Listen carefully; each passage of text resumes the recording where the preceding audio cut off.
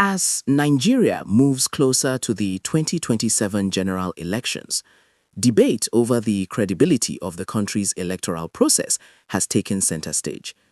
In this explosive interview, veteran politician and NNPP chieftain Buba Galadima faces tough, direct questions from the Arise TV anchors on two major national controversies. First, Reuben Abati presses him on the Senate's controversial amendment to the Electoral Act, specifically the conditional approval of electronic transmission of results. Does the clause allowing manual transmission where network coverage fails create a loophole for manipulation? And can Nigerians truly trust the system ahead of 2027? Abati also confronts him with allegations reportedly raised in the U.S. Congress linking Rabiu Kwankwaso to terrorism financing, asking why the former Kano governor was singled out. Ayo Mairo-Ese challenges Galadima's claim that the NNPP remains a political threat despite defections and internal setbacks, questioning Kwankwaso's real electoral strength. Meanwhile, Rufai Oseni demands clarity on allegations against the media and presses him on which faction of the NNPP he truly represents. It was a heated, interesting argument between Oseni and Galadima. If you are watching this explosive interview, hit the like button and subscribe to this channel. Here is the full heated exchange. Good morning, Alhaji Galadima, and thank you for joining us on The Morning Show. Thank you very much, Dr. Abati, for having me on this platform today. Well, very quickly, just two things I would like to ask you to start the conversation.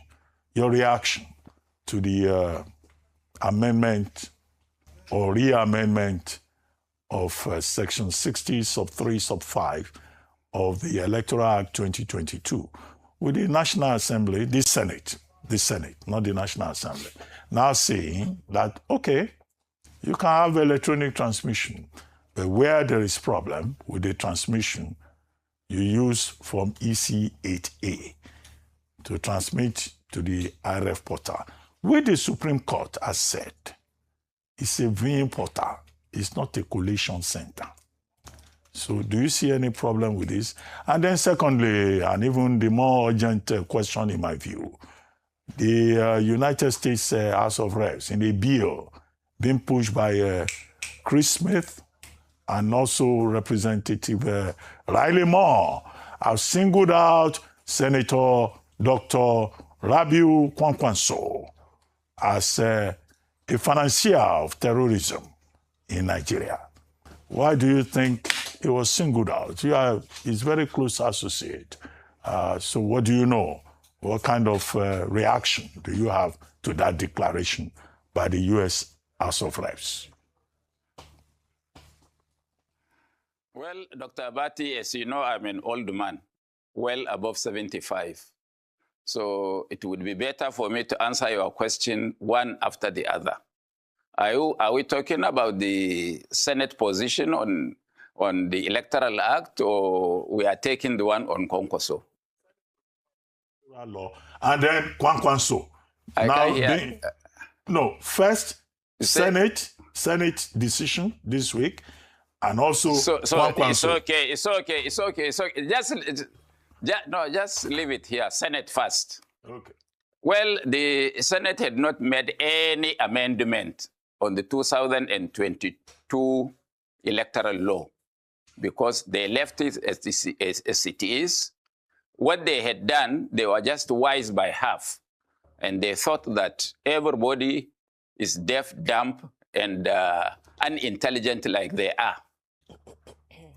Why should they tell us we should do transmission real time, electronically, and at the same time say both? Because they came under pressure that if that is not possible, you do manual transfer. You know that for sure, if that bill is passed as it is, the INEC will be directed under the table to only use from EC8 so that they could rig election and come back to their various houses. They should know that we will know this. So we are not taking any amendment with the but. Either it is electronic transfer of election results or no. The Senate cannot be wise by half.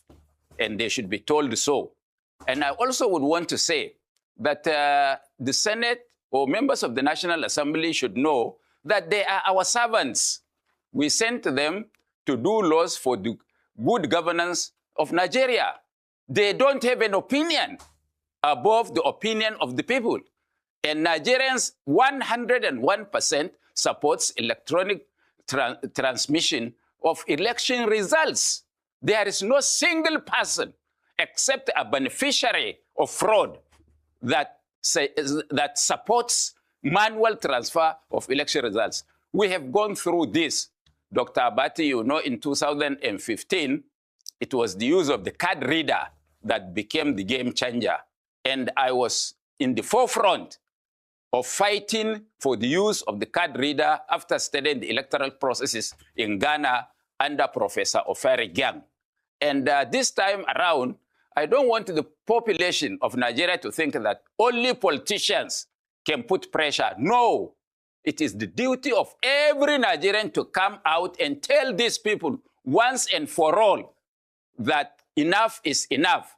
Each time it is election cycle, they will tell us stories. What had happened between 2023 to today that they were not able to provide network coverage for the whole of Nigeria? That is possible. If they don't know, I will get them a country in this world that can borrow satellite to Nigeria for 8 hours during the conduct of that election. So please, they should not provoke Nigerians because they believe that no Nigerian matters and that we Nigerians elected them our kings, not our servants.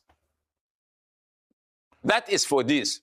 And of course, the issue of Chris Smith, I learned of it through my son yesterday around 10 o'clock. He sent me a clip.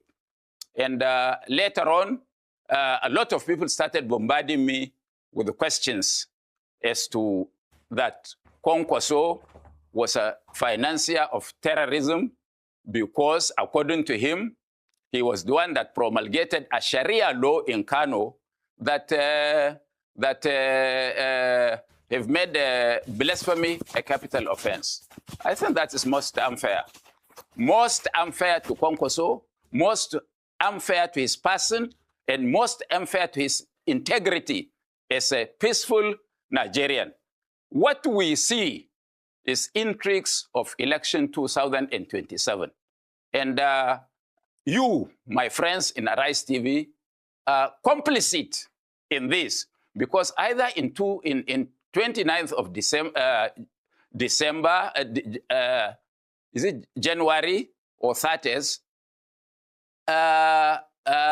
your sister organization, This Day newspaper, published a story about Kwankwaso and said that Kwankwaso was demanding an impossible, putting an impossible demand on the APC, that he wanted 25% of all federal appointments, that he wanted to be VP to APC or else he would not join. And incidentally and surprisingly, Arise TV constituted a panel of 3 people, all anti-Kwankwaso, and found him guilty, disparaged his image, his integrity, and blackmailed him into saying that he's selfish, he's this, he's that. That was most unfortunate coming from friends. I would have wanted to ask, did Kwankwaso ever, apart from the Paris meeting of 2023 with President Bola Tinubu, ever met with anybody from the APC to discuss issues of either merger or defection? My answer is no. And if there is any evidence available to Arise TV or the This Day newspaper, who are my friends? Please, they should come up with that evidence and show the world. You are too a precious news platform that you should not be succumbing to blackmail by people who want to disparage the image of innocent Nigerians. Now, one thing led to the other. We know, we were told, there were rumors all over that Kwankwaso was going to be arrested if he refused to defect to the APC, that Kwankwaso is going to be, this is going to happen to him, that EFCC will look for him, that ICPC will look for him. Surprisingly, the matter came offshore. That is in the US. And we wonder, from where did they get that story?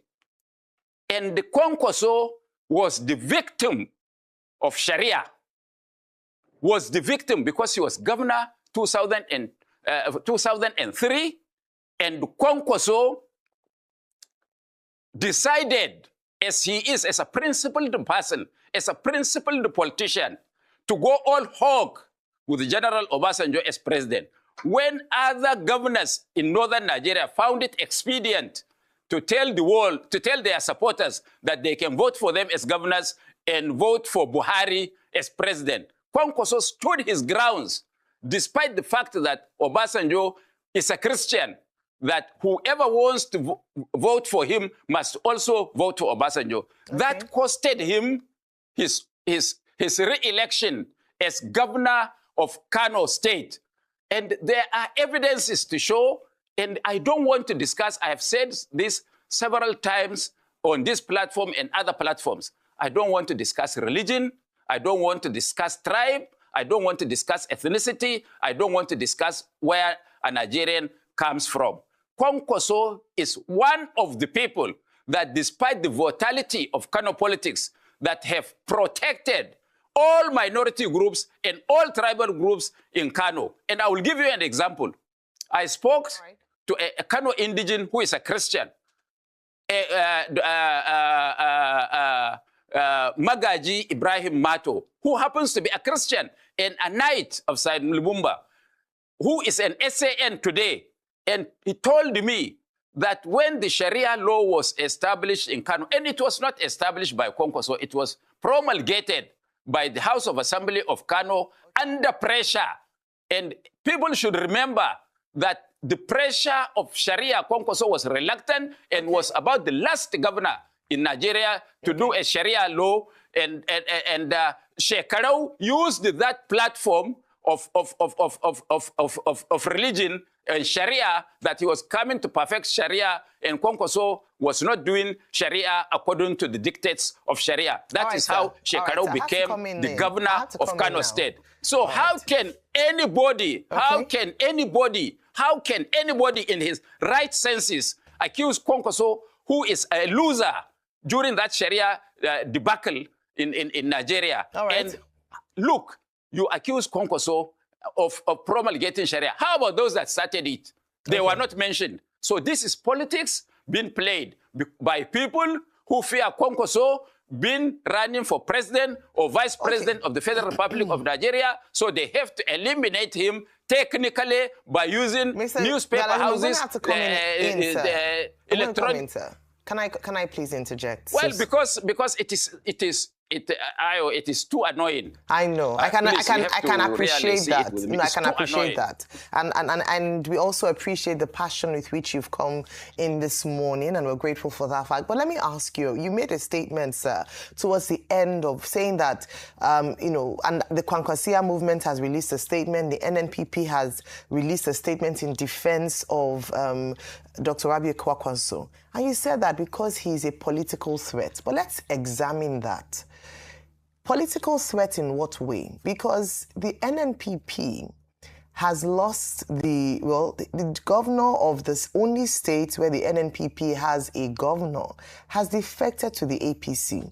So currently as we speak, do you still believe that the NNPP is a political threat to the APC as an opposition? Because if we're using that premise, there are other parties that some would consider bigger fishes, in quote, or bigger threats to the government of the day. But the NNPP currently doesn't have any states that it controls. The only states that it won in the last election, in Kano State, the governor has now defected and he took away some of the principal officers in his government. So would that argument hold water? That is because they are afraid of his political opposition. What weight does Dr. Kwankwaso have currently alongside the NNP and the Kwankwasia movement? And do you think it would make a dent in 2027?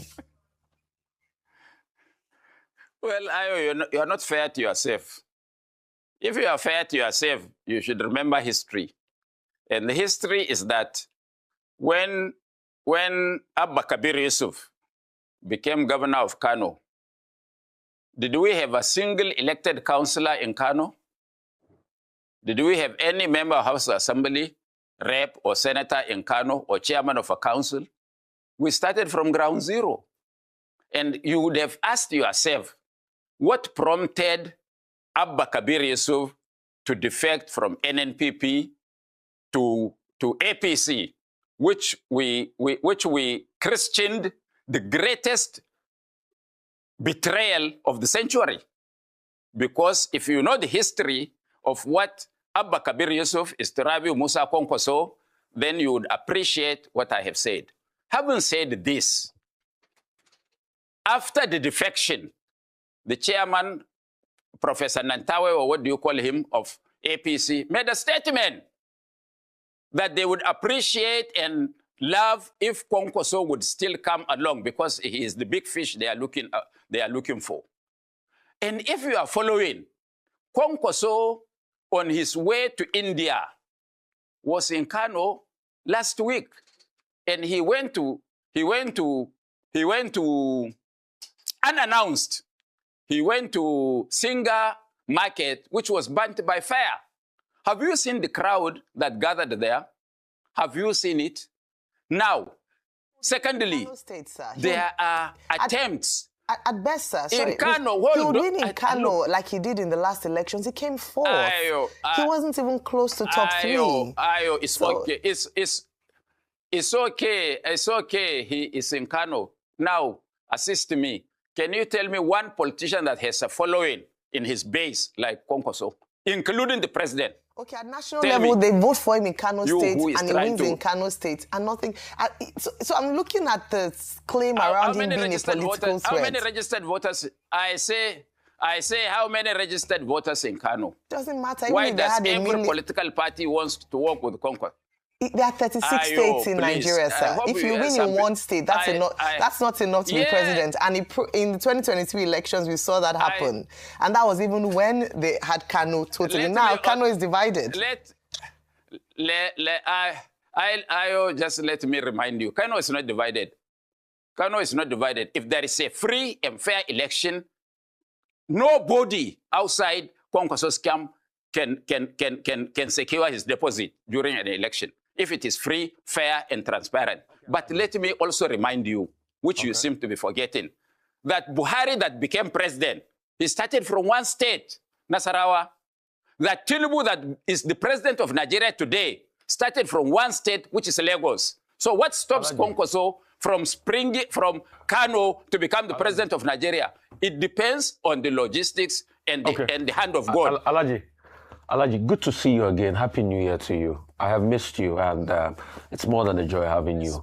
Malo Oseni. Alaji, great to have you. Yes. But Alaji, when you started talking, and you said concerning this Kwankwaso and him being named in this American bill, I thought you wanted to give evidence how Arise TV caused it before, because you kept on saying it's because of Arise TV. Then you pivoted to the story that was run on this day. No, please. No, let me finish. Alaji, let me finish. Alaji, let me finish. Hold on. No. I will not allow you to mislead our... I say I will not allow you to mislead our listeners. Alaji, I will not allow you. Just let me make a correction. Alaji, you have spoken. Let me speak. Alaji, we have 3 minutes. Alaji, we have 3 minutes to the end of the show. Let me land. You are not caught... Even if we will destroy the 3 minutes in argument, Alaji, let me land now. Ask your question correctly. Alaji, you get the time to talk. You started on the wrong footing. Alaji, wait now. Let me finish now. Please, you know I've missed you. Alaji, you're a very good man. I like you. So as I was saying, I thought you'll have corroborated with evidence on how a reportage by Arise TV, led to naming Kwankwaso. But you pivoted to talking about how we reported, how this day reported that he made very big demands. And you said, he didn't make those demands. I mean, it's the right of this day to be able to report based on the story you got from his sources. It's your right to be able to reply. But at least I'm thankful you didn't say that we had a hand in allowing Kwankwaso to be mentioned, by the Americans. I think it's best you take your plea to the Americans and make all of this point. And I know the NNPP has reacted. They're going to write a strongly worded letter. But Alhaji, the question I want to ask you is, what faction of the NNPP are you? Because you keep saying Kwankwaso, NNPP, Kwankwaso, NNPP. Is it the one that Shehu, the governor has left? Is it the one owned by Boniface and Nebuna? I am in the faction. What faction are you? Because we are hearing Boniface, we are hearing Kwankwaso in another faction. Now, so I don't. What faction are you? Let's clarify. I am in the faction you support. I don't support the NNPP. I don't have any leanings towards anybody. What faction are you? No, you have. You have now. You always try to deliver the narrative that ANPP is a divided party, and you are not INEC. No, but it is a divided party. There is going to be an election. Hold on now. You spoke now. There is going to be an election on the 21st of this month in Abuja. Watch the ballot paper. Which NNPP is on the ballot? Okay, is the NNPP on the ballots there? So that's the one I support. Why? Yes. And why is it that the only jewel in Kwankwaso's crown, the governor of Kano, he can't even keep his political godson? Why? Is that how he's not sound politically? I mean, he can't even keep his political godson. What's happening? You are asking me? You should ask the godson now. Why did he defect? And what caused him to defect? Okay. He must have a reason. And there are reasons that are known to the public, and there are reasons that are under the table. Okay. And then what is the backlash in Kano and all over the world? Do they hail him as he has done something good? Okay. We'd like to thank you very much, Alhaji Buba Galadima, for joining us on today's edition of The Morning Show.